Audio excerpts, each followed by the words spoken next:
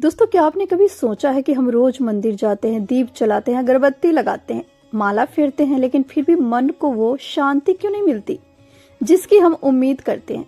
दोस्तों, कहीं ना कहीं हम सब पूजा तो करते हैं, लेकिन पूजा की पहली सीढ़ी को ही नजरअंदाज कर देते हैं, और वही पहली सीढ़ी है दोस्तों, स्नान।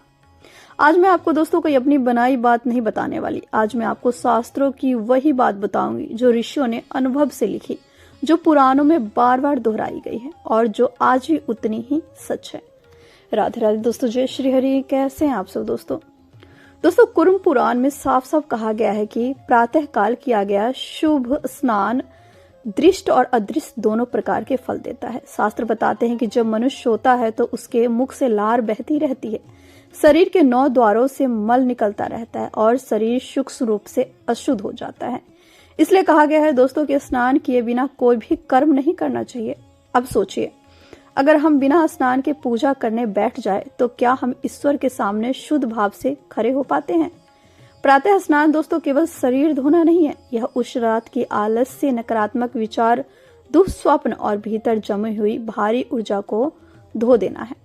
कुर्म पुराण कहता है कि प्रातः स्नान से अलक्ष्मी दूर होती है, काल करनी यानी दुर्भाग्य दूर होता है, बुरे विचार, अशांति, पाप सब नष्ट होते हैं।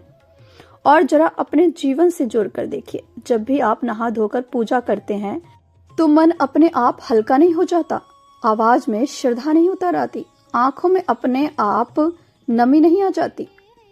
दोस्तों, भविष्य पुराण तो यहाँ तक कह देता है कि स्नान के बिना चित्त की निर्मलता और भाव शुद्धि संभव ही नहीं है। मतलब अगर मन अशुद्ध है तो चाहे आप कितनी भी माला फेर ले, वो पूजा भीतर तक नहीं उतरती। दोस्तों, देवी भागवत में बहुत कठोर शब्दों में कहा गया है कि जो व्यक्ति प्रातः स्नान नहीं करता उसके दिन भर के सभी कर्म फलहीन हो जाते हैं। अब यह बात सुनकर डर नहीं लगता दोस्तों, बल्कि चेतावनी लगती है। शास्त्र हमें डराते नहीं, वे हमें सही रास्ता दिखाते हैं। विश्वामित्र स्मृति में लिखा है कि जो व्यक्ति विधि पूर्वक नित्य स्नान करता है उसे रूप मिलता है, तेज मिलता है, बल मिलता है, आरोग्य मिलता है, दीर्घायु मिलती है, निर्लोभता आती है, मेधा बढ़ती है और उसके दुःस्वप्न तक नष्ट हो जाते हैं। सोचिए, एक छोटा सा नियम इतने बड़े बड़े फल दे सकता है, लेकिन यहाँ एक बहुत गहरी बात आती है। स्कंद पुराण कहता है कि केवल जल में शरीर डुबो लेना ही स्नान नहीं है। असली स्नान तो उसका है जिसने अपने मन को धो लिया, जिसने अपनी इंद्रियों को वश में कर लिया, जिसने क्रोध, लोभ, अहंकार, ईर्ष्या, द्वेष इन सब का मैल भीतर से साफ कर लिया। मतलब शास्त्र हमें यह नहीं कहते कि सिर्फ शरीर धो लो और पवित्र बन जाओ, वे कहते हैं शरीर के साथ साथ मन भी धो। बाहरी पवित्रता आती है दोस्तों जल, मिट्टी, स्वच्छ वस्त्र और सात्विक आहार से, और भीतरी पवित्रता आती है काम, क्रोध, लोभ, मोह, अहंकार, ममता को त्यागने से। इसलिए दोस्तों श्रीमद् भागवत गीता में कहा गया है कि सच्चा भक्त इतना पवित्र हो जाता है कि उसका संग भी दूसरों को पवित्र कर देता है। वह जहाँ रहता है वहाँ का वातावरण बदल जाता है, वहाँ की हवा, वहाँ का जल सब शुद्ध हो जाता है।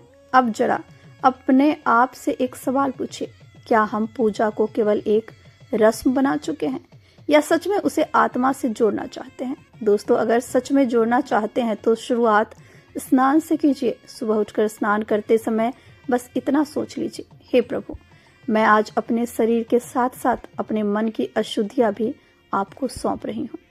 दोस्तों, यही भाव अगर आ गया तो आपकी पूजा अपने आप जीवित हो जाएगी।